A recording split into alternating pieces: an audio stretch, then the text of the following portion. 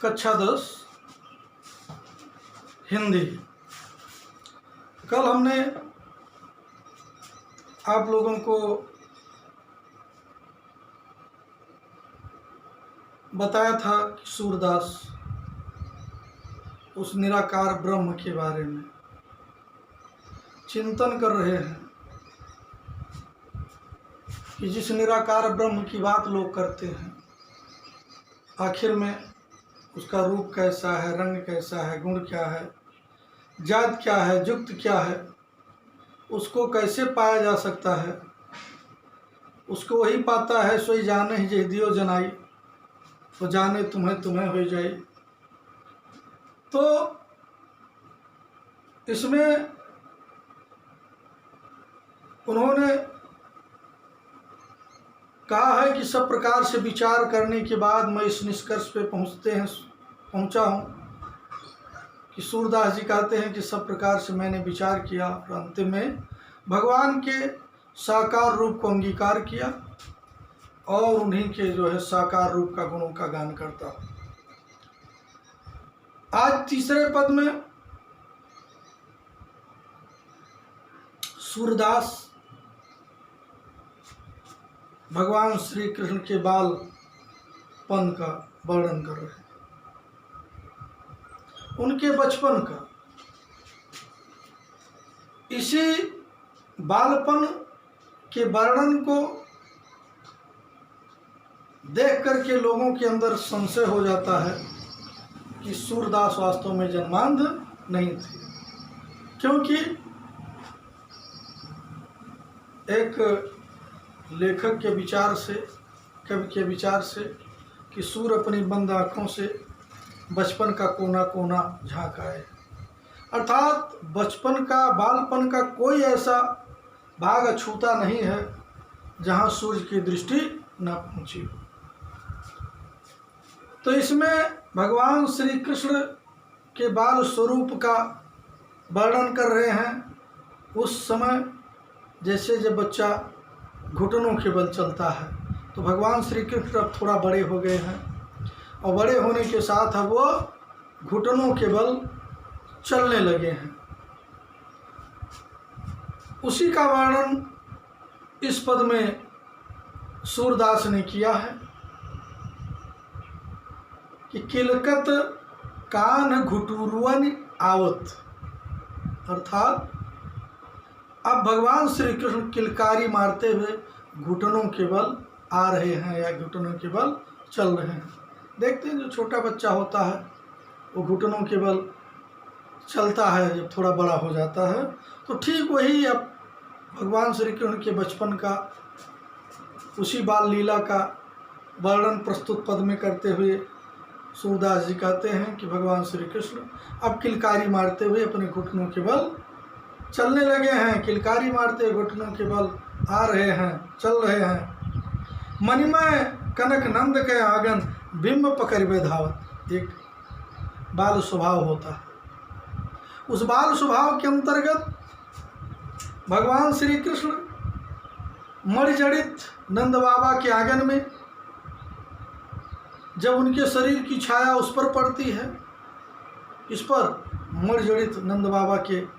आंगन में जो है मणि जड़ा हुआ था, तो भगवान श्री कृष्ण जब घुटनों के बल चलते हैं तो उसकी छाया जब उस मणिमय आंगन में पड़ती है तो भगवान श्री कृष्ण बाल स्वभाव के कारण उसी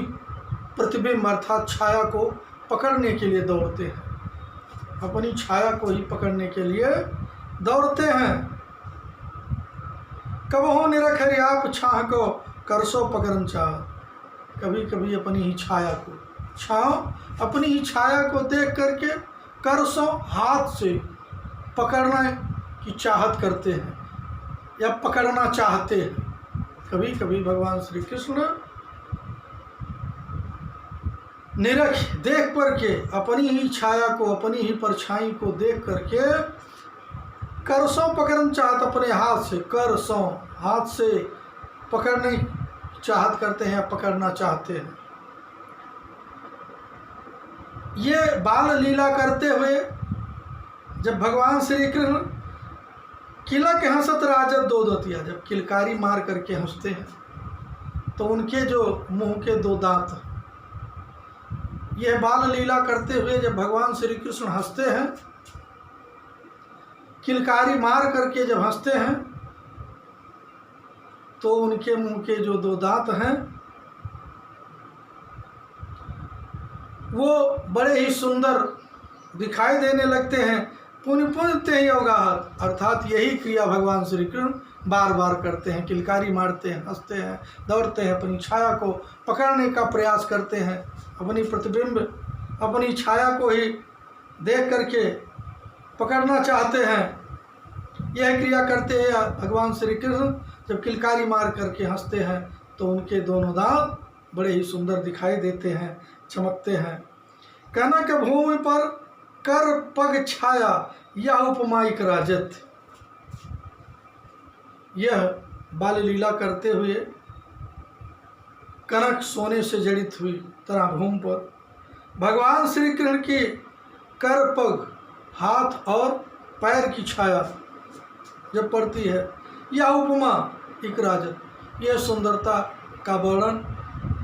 कैसे किया जाए। बड़ा ही यह सुंदर बाल स्वरूप, बड़ा ही सुंदर स्वरूप दिखाई देता है यह क्रिया करते हुए भगवान श्री कृष्ण का। करिकर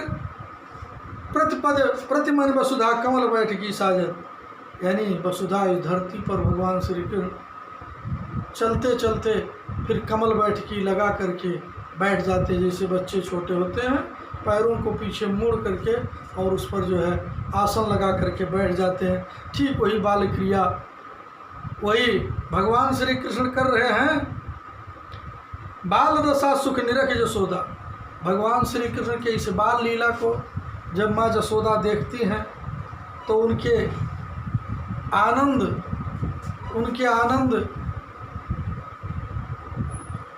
का ठिकाना नहीं रहता है, अर्थात इतनी प्रफुल्लित होती हैं, आह्लादित होती हैं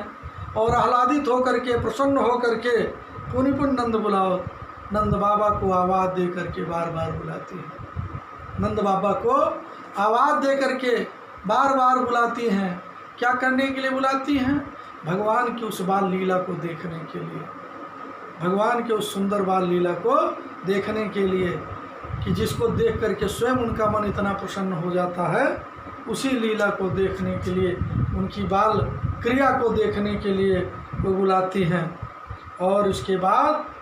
अचरा तरल ढाक सूर के प्रभु को दूध पियाओ, माँ जसोदा भगवान श्री कृष्ण को दुलारते हुए पुचकारते हुए उठाती हैं और उठा करके अपने आंचल से ढक लेती हैं और ढकने के बाद दूध को पिलाती हैं, दूध को पिलाने लगती हैं। अर्थात इस पद में भगवान श्री कृष्ण के बाल का बड़ा ही मनोरम खाका सूरदास ने खींचा है।